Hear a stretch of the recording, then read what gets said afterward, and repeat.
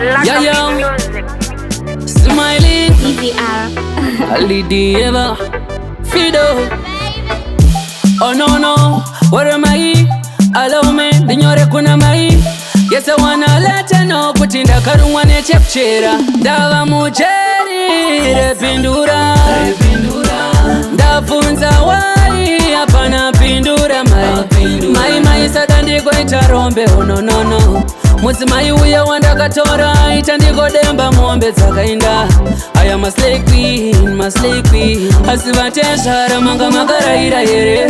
Mwana wenye wanondi wachisa, mufunge kugara ndichifunga ndicharasa njere.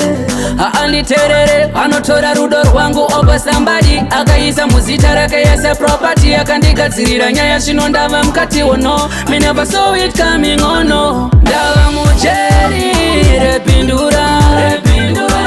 Ndafunza wai, apana pindura mai sadandiko itarombe, oh no. Musimai uya wanda katora, itandiko demba mombe zakainda. I am a slay queen, Ndabva ndafunga vangu baba vaigaro tipiwe pakusarudza ziva runako ruri muhana. Akandikanya ndopepuka ndoti, oh no. What am I? Allow me, dinyore kuna mama. Yes, I wanna let you know, ndakarumwa nechepchera. Ndava mucheri, repindura. Ndafunza wai, apana pindura. Mai sadani kweta rombe, unanana. Musimai uya wanda katora, itandiko demba mombe zakainda.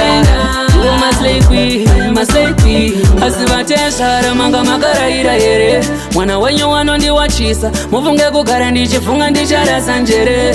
Haanditerere, anotora rudo rwangu opa somebody. Akaisa muzita rake yese property, akandikadzirira nyaya zvino ndava mukati ono. Me never saw it coming ono. Ndava mucheri, repindura. Ndafunza wai, apana pindura mai sadandiko itarombe, oh no. Musimai uya wanda katora, itandiko demba mombe zakainda. I am a slay queen, Ndava mucheri, repindura.